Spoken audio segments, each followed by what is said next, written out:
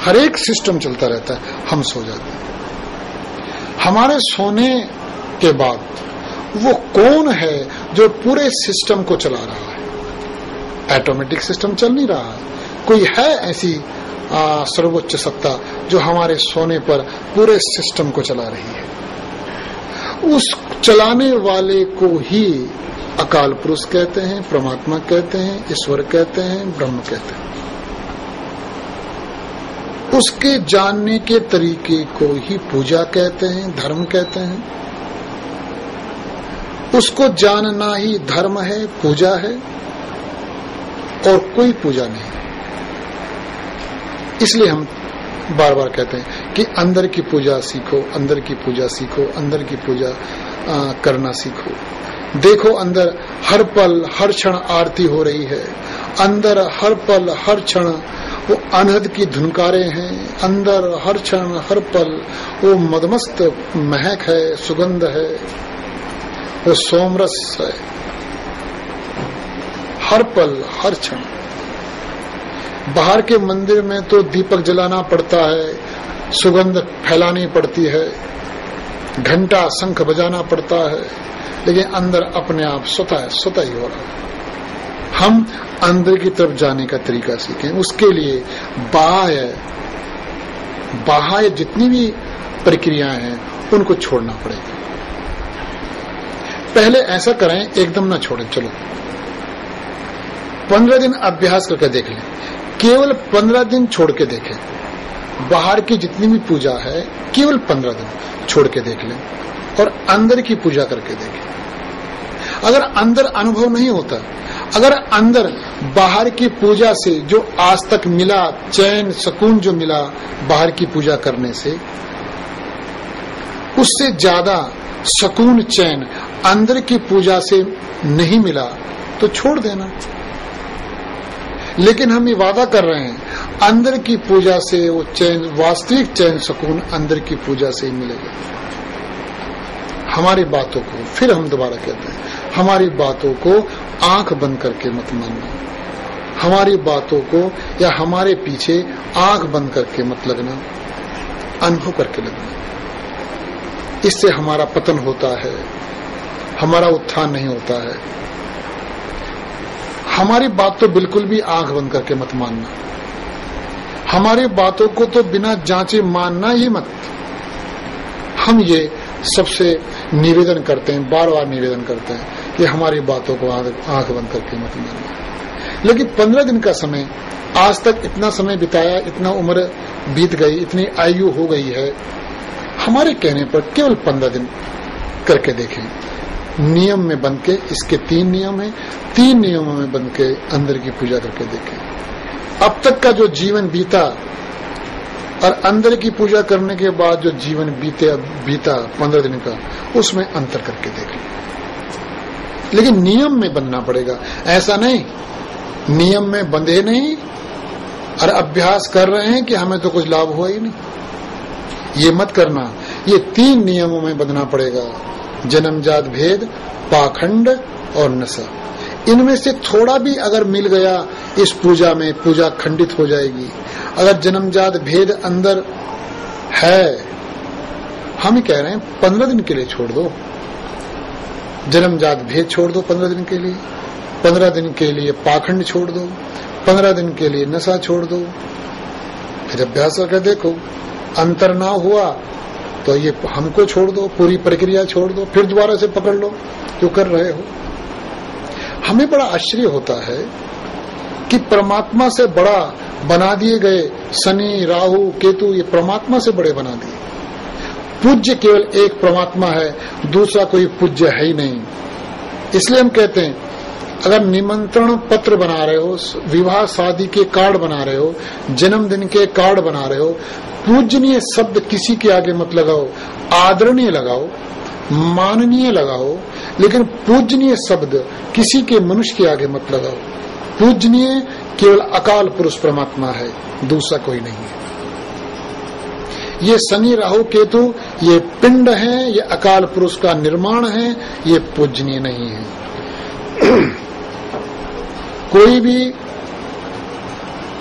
प्राकृतिक चीज पूजनीय नहीं है, संरक्षित है, संरक्षण करने लायक है। हम पेड़ पौधों का संरक्षण करें लेकिन पूजा नहीं, हम नदियों का संरक्षण करें, पूजा नहीं, हम पशु पक्षियों का संरक्षण करें, पूजा नहीं। जितने भी महाभूत हैं, महाभूतों का हम संरक्षण करें। महाभूत जल, अग्नि, वायु, पृथ्वी, आकाश, इनका हम संरक्षण करें। इनको हम प्रदूषण मुक्त करें लेकिन पूजा नहीं। इसलिए भगवत गीता में कहा, जो भूतों को पूजते हैं अर्जुन, वो भूतों को प्राप्त होते हैं।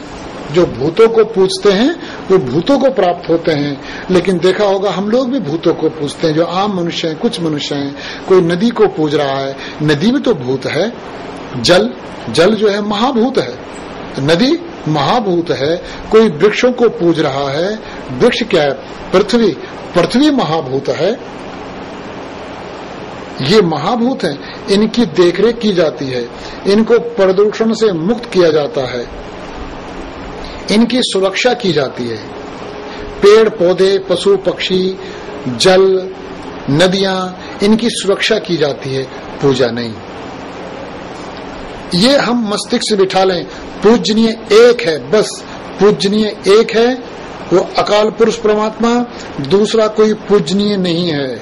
मनुष्य पूजनीय नहीं है, पशु पक्षी पूजनीय नहीं है, पेड़ पौधे पूजनीय नहीं है, केवल एक परमात्मा ही पूजनीय है। मनुष्य आदरणीय है, मनुष्य आदरणीय है, पूजनीय नहीं। जब हमारे मस्तिष्क में ये बात बैठ जाती है तो हम जब अंदर जाते हैं, अंदर उसकी अलौकिक छटा देखते हैं। जिन्होंने अंदर देखा वो मस्त हो गए, वो नाच उठे। उन्होंने जब देखा उसकी अलौकिक छटा देखी, अलौकिक उसका रूप देखा तो मस्त हुए। जब उन्होंने देखी, उसकी झलक पाई तो उनका जीवन खिल गया। उनके मुंह से वाह वाह निकला, वाह। इसी तरह से हम चाहते हैं, जैसे हमको अनुभव हुआ है ऐसे हम दूसरे को अनुभव कराएं। जैसे हमने उसका रूप देखा है, जैसे हमने अंदर जो सबके शरीर में विराजमान वो अकाल पुरुष परमात्मा, जैसे हमने उसका दर्शन किया है, वो अलौकिक, वैसे सब उसका दर्शन करें और देखें फिर जीने में क्या परिवर्तन आता है। लेकिन उसके लिए ये मानना होगा बाहर की पूजा नहीं हो सकती, बाहर पूजा नहीं हो सकती। अपनी आस्था हम जगह जगह ना बांटें। एक हमें कल हमसे एक बात कर रहे थे, कहा जी वो शनि की हम पे दशा है और शनि की दशा है तो उसका पूजन करना होगा। हमको पूजा बताई है, शनि की पूजा करो। हमने कहा देखो, ये शनि उन्हीं की पूजा छोड़कर अंदर की पूजा देखो। केवल उनसे हमने एक हफ्ते के लिए कहा था कि एक हफ्ता अंदर की पूजा करके देखो, ये शनि उन्हीं को सब भूल जाओगे। परेशानियां, कष्ट राम नहीं बच पाए जो मर्यादा पुरुषोत्तम हैं। सारी रिद्धि सिद्धियां जिनकी दासियां हैं, देवता जिनका वर्णन गुणगान करते हैं, वो मर्यादा पुरुषोत्तम, वे परेशानियों, दुखों, संकटों से नहीं बच पाए। हम आम मनुष्यों की तो हैसियत क्या है। कृष्ण, योगेश्वर कृष्ण, वे परेशानी झंझटों से नहीं बच पाए तो हम आम मनुष्यों की तो औकात क्या है। राम रावण दोनों की राशियां एक, लेकिन हैं दोनों में अंतर। कंस और कृष्ण दोनों की राशि एक है, दोनों में अंतर। क्या एक राशि से दोनों का भविष्य फल हो सकता है? 125 करोड़ की जनसंख्या का ये भारत भूमि, क्या 12 राशियां 125 करोड़ की जनसंख्या के लोगों को भविष्य का निर्धारण कर सकती हैं, भविष्य बता सकती हैं? अरे भविष्य राम और रावण का भविष्य का एक होगा। राम, उनकी राशि भी वही है जो रावण की राशि है। क्योंकि रावण भी रा से शुरू हो रहा है और राम शब्द भी रा से शुरू हो रहा है। क्या दोनों की राशियों का फल एक होगा? कृष्ण और कंस दोनों का से शुरू हो रहे हैं, क्या दोनों का